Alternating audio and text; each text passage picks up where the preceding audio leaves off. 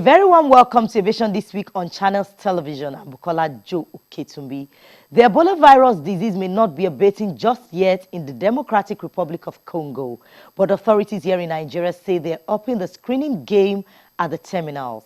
On this edition, we take a look at the screening process at some of the international airports and why it's important to protect the air borders. Plus, another runway is finally approved for Heathrow Airport in the United Kingdom. Come on board this flight, which takes off right now.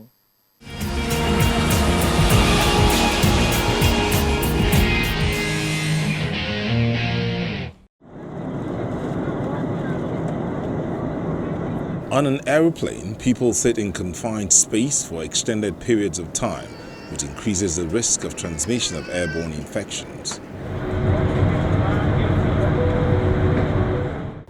During the severe acute respiratory syndrome epidemic of 2003, awareness of the possibility of acquisition of infection on a commercial aircraft reached its zenith on one flight from Hong Kong to Beijing.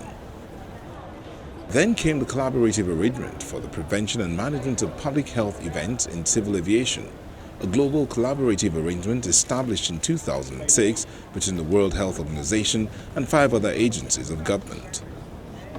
This aims to improve preparedness planning in states in the aviation sector for public health emergencies or potential emergencies that can arise from communicable disease outbreaks such as Ebola virus disease.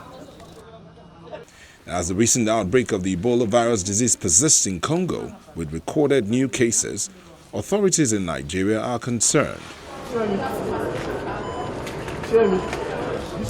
Here at the Abuja International Terminal, the airport authorities and other partners, including the Port Health, show their level of preparedness against any incursion.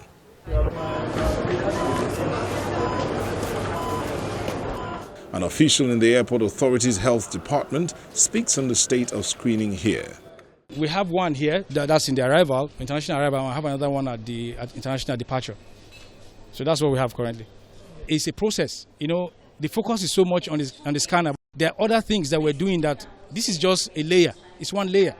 At the Akani BM International Airport, Enugu, the World Health Organization is partnering with the authorities to engage in full-blown thermal and body screening of all passengers coming in and out of the international airport.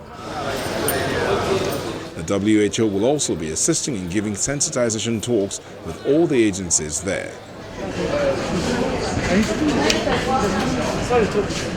Here in Lagos, the screening point is up in the D&E wings with a method that is not intruding on the privacy of passengers. The air manager tells us more. And a mock was carried out 2 weeks ago. A mock to know how ready we were. A passenger actually came in from Ghana with all the signs of being sick. Without those of us, even I as a manager, I was just told that there's a mock. They didn't tell me on which flight and who the person was. It was only known to our ICAO and the Port Health.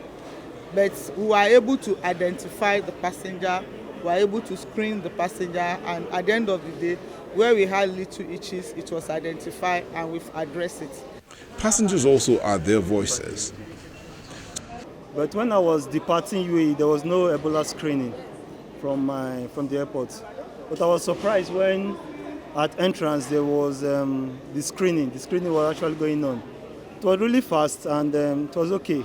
It's a good development. To ensure that the screening is optimal, the Minister of Health pays a surprise visit. The camera device is able to screen more people without any interruption. You are not invading people's personal space. And so you are respecting their confidentiality, which is good.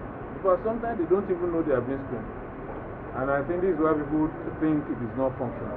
Positioning is 40 because ideally you should pick me from that place. Yes. It's only picking you when you are too close. Yeah.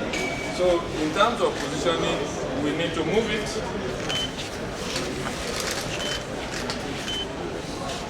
Go back, go back, go back, go back, go back. Now it's better. And he's optimistic there will not be a repeat of 2014. What we have now is enhanced capability. We did not have a functional NCDC as of that time. We have now. Over the last 3 years, we've trained about 300 surveillance officers across the country, M12 chief graduates. So Nigeria is better equipped than before. WHO is also supporting, and we are working closely with WHO. What we've also done is to activate all our points of entry, alert our people, increase awareness, and really enhance our ability to detect cases of people with fever, not necessarily Ebola. As the federal government heightens screening measures and health security infrastructure is strengthened, many are hopeful that these strategies will indeed help to keep the Ebola virus disease out of Nigeria.